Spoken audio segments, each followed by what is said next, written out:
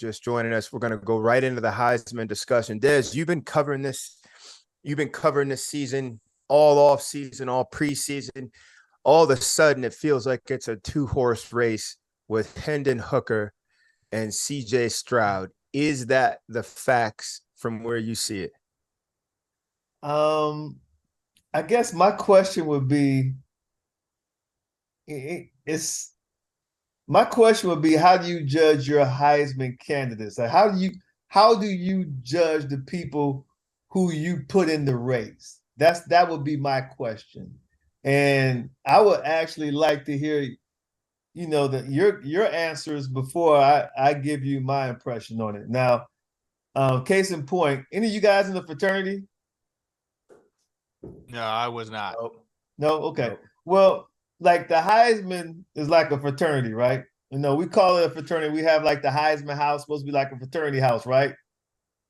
Yeah. So that whole fraternity concept is when you're a member of a fraternity, you take things a little bit more serious than other people when it comes to welcoming in a new member, if that makes sense. So maybe you guys aren't in fraternities, but I'm sure you know people who are, or women who are in sororities, and they don't take lightly who they invite into their sorority or their fraternity.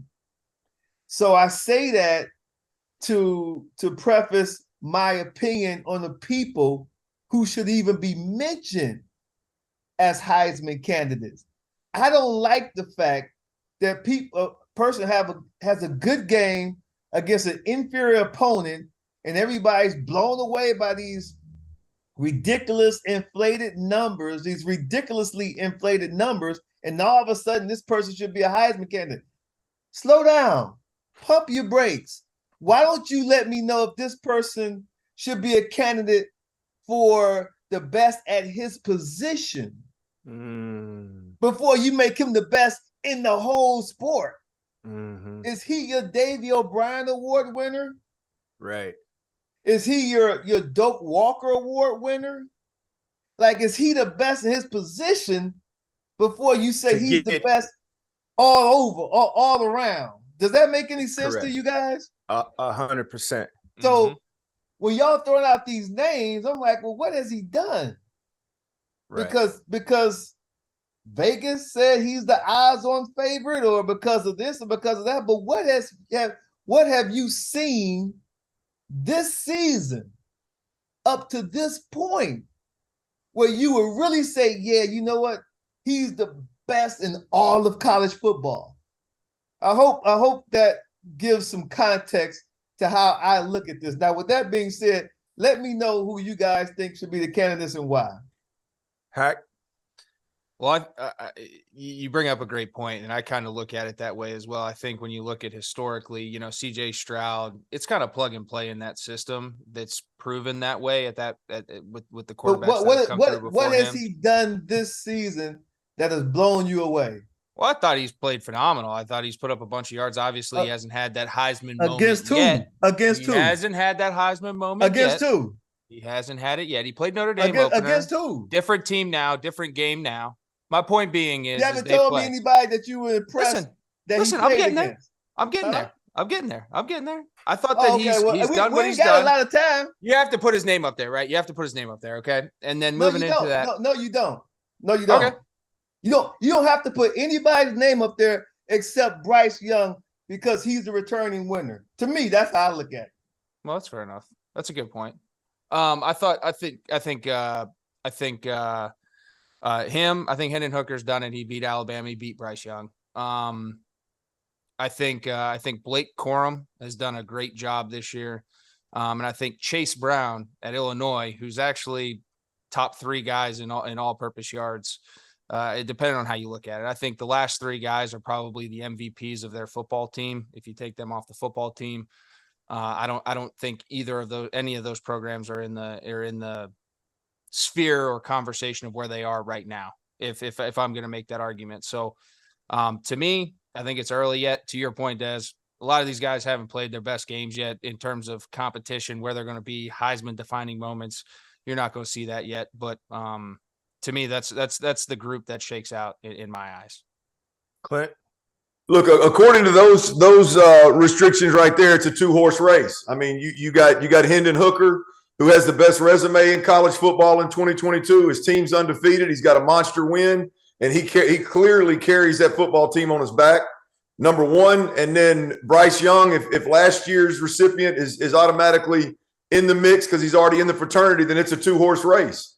There ain't nobody else in America right now that has the resume along with the moment this year that is in the conversation. If we're not talking about guys like CJ Stroud, guys like Caleb Williams, guys like Blake Corum, if you just take the numbers off the table, I think it's a 2-horse race at this point in time. Well, then, in my opinion, it does go back to 3, and he may be lacking a Heisman moment, but it is CJ Stroud. CJ Stroud, Ohio. But you keep talking Heisman moment. Other guy talk Heisman. I'm not even talking about Heisman moment. Yeah. I'm just talking about competition that you respect well enough that his numbers will blow you away. Oh, that's so, what I'm saying. So I'm not even saying Heisman moment. That's I'm fair. Just saying. You're saying that's not criteria. I look at 2 things. I always look at this, and I'm consistent with this. What did you do? And more importantly, who did you do it against? Yeah, that's my general rule of thumb right there. So for the case for CJ Stroud, and again, you can't help what the other team becomes after you play him. Out of the gate, they played the number 5 team, Notre Dame. He lost easily, I think, the best receiver in college football. He lost him. First quarter, second quarter, that changes the game plan. And Des, you know how that is. If you don't have your fastball, you got to find a way to win. That was the closest game Ohio State has had. They top 3 in the nation in scoring. He's been consistent. And if you look at quarterbacks, in my opinion, there's 3 that sit at the same table. One's at Bama, and he's got a crown. He's got a belt already. The other one sitting next to him is Stroud, and the other one sitting next to him is Caleb Williams. And combined, they have 2 losses. 2 losses amongst them. And then for CJ Stroud, Ohio State. I would prefer this conversation to not be so focused on CJ Stroud. Yeah. I really would, because it's easy for people to listen and say, oh, he's just hating on CJ because he went to Michigan. You know what I'm saying? And that's not the case at all. I can say the same thing about Caleb Williams. You know what I'm saying? I can say the same thing about, but it's just so happened that CJ was the guy who you guys talked about. Well, so that's why I mentioned him. I can say the same thing about other people who they just want to throw into the conversation just because they have a big game.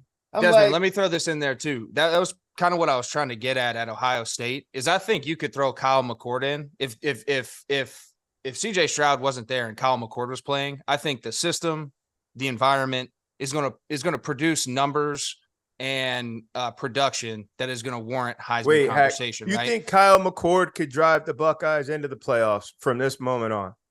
I think so. Listen, they've done it over and over again. My point being is that's where I was. Moment on. He said for what he did up to this point. So what? Oh, correct. So if McCord played. Right, that's what he's saying. Oh, yeah, that's fair. What I'm saying is I think, and we talked about this before you got in here, Desmond. I think CJ Stroud is the only one who's in the conversation nationally and on this call right now and on this pod right now, that is replaceable. I think anybody else that we've mentioned, if you put in the guy that's sitting behind them right now, or you take that player off that roster, I don't think that team is relevant to the level that they are relevant right now. Does that make sense? Yeah, no, I got you. It makes sense. And the thing about guys like Bryce Young, in my earlier comment, is I just believe that as the reigning or returning Heisman Trophy winner, that if there's anybody who should maybe have a head start on the competition, it should be that guy. Like, he should be, just because he's kind of earned it. He's returning. And what I saw from him in Tennessee game a week was phenomenal, was magical, man. He was surgical. Like, Clint, it was, Clint, speak on what you said. Share with Des your thoughts on that Tennessee-Alabama game with both quarterbacks, because we talk so much about what we learned from both. Would you just share with Des your takeaway from that heavyweight battle? It's the best college football game I've ever seen in terms of a quarterback on each side of the football playing a complete ball game. And I'm not talking about big post throws over the top or 50-50 balls to the sideline or go routes or scrambling around, being an elite athlete and making more plays. I'm talking about dudes from the pocket making high degree of difficulty throws over and over and over again for 4 quarters. It was the best college football game I've ever personally seen from that perspective. I agree with you 1,000%. I've been doing this since 2005. I don't think I've ever felt compelled to go back to my room after a game and get on social media and try to express what I just saw on the gridiron. And I did that night. It's still on Instagram right now. I don't think I've ever felt, compelled to do that, but I was so impressed. Like you said, man, you hit it on the head. Those 2 quarterbacks played that position at a very, very high level for 4 quarters. And see, now to me, that's when you start talking Heisman. You don't watch a guy beat up on some inferior opponent and he throws, for X amount of yards, X amount of touchdowns, and now you're going to say he must be the best player in college football. I just don't think that warrants that type of praise being put on that type of on that person because of that performance. But you and I, we're on the same page, man. That was a magnificent performance by Bryce Young and by Hendon Hooker. And that's why if I had to fill out my ballot today, those 2 guys would be at 1 and 2.